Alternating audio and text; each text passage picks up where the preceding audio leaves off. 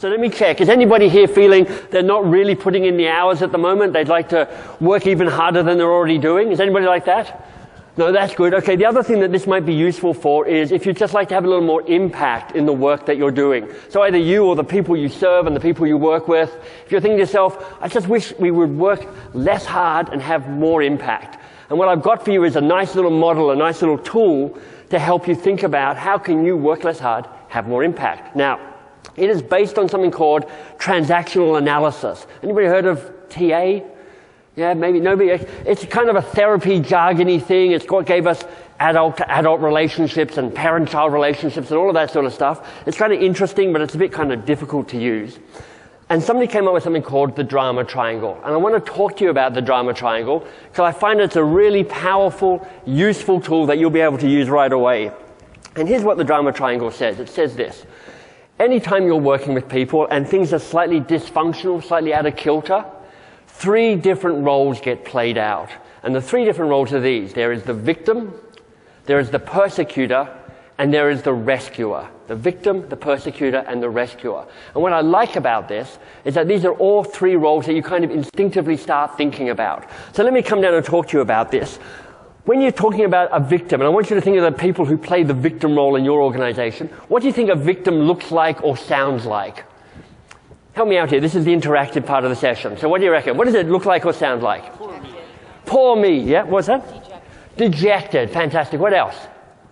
Say it again? Whiny. Whiny, exactly. So you guys are all over that. It's the kind of like, oh, my life is so hard. Oh, I can't go on. Oh. So let me ask you this. What do you think some of the advantages are of playing the victim role? Because there are some advantages to playing this victim role. So what are they? What do you reckon?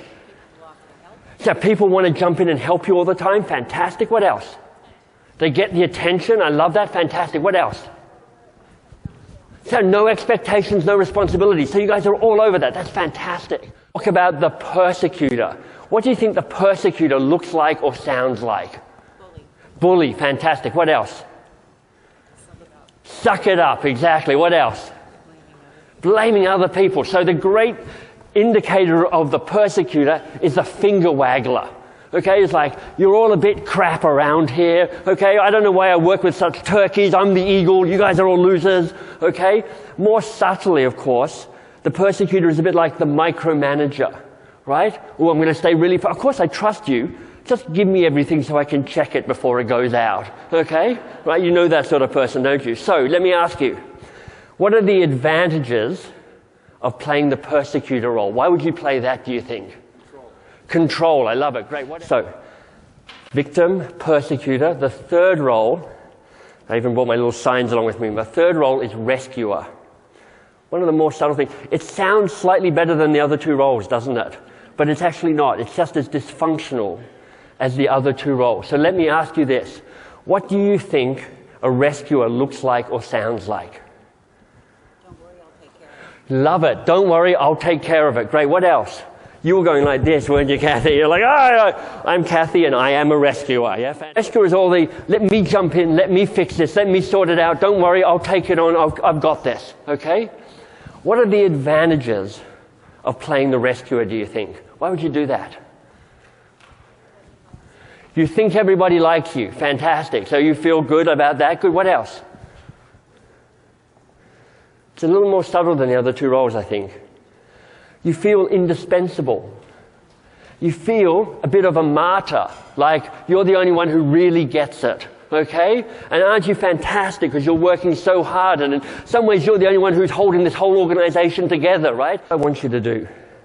I want you to think about the most irritating person on your team at the moment. Exactly, that person, right? And can you feel how in an instant part of you went to the persecutor mode and you just went, damn it, I just want to slap them, right? Oh, right? And part of you went to the victim mode. Oh, it's so hard. I'm trying to manage them, but I keep trying to give them to other people to manage, but they don't want to take them on. And then part of you goes to the rescuer mode, which is, I'll just keep opening my veins and bleeding into the ground to try and make this person work, right? So in an instant, you suck it into this drama triangle. And the point about the drama triangle is this. When you are playing these 3 roles, victim, persecutor, and rescuer, you are being reactive to the situation. You're being triggered, and what is showing up is a less powerful, less focused, less useful version of yourself. Part of your role as a leader, as a manager, as an event organizer, is to help the people around you learn. And what you need to know is, because when they learn, they're able to be more self-sufficient, and when they're more self-sufficient, less time in the drama triangle. And you need to know this: people do not learn when you tell them anything. People do not learn when they do stuff. People only learn when they reflect on what just happened. So at the end of every conversation, whether that's a one-to-one or a team meeting or something different than that, you ask this question: what was most useful or most valuable for you? What was most useful or most valuable for you? Now, you notice I'm not saying, was this a useful conversation? Because that sets you up for a yes or no answer. That's not good. You want to frame every single conversation with you as awesomely useful. So you're like, what was most useful or most valuable about this conversation for you?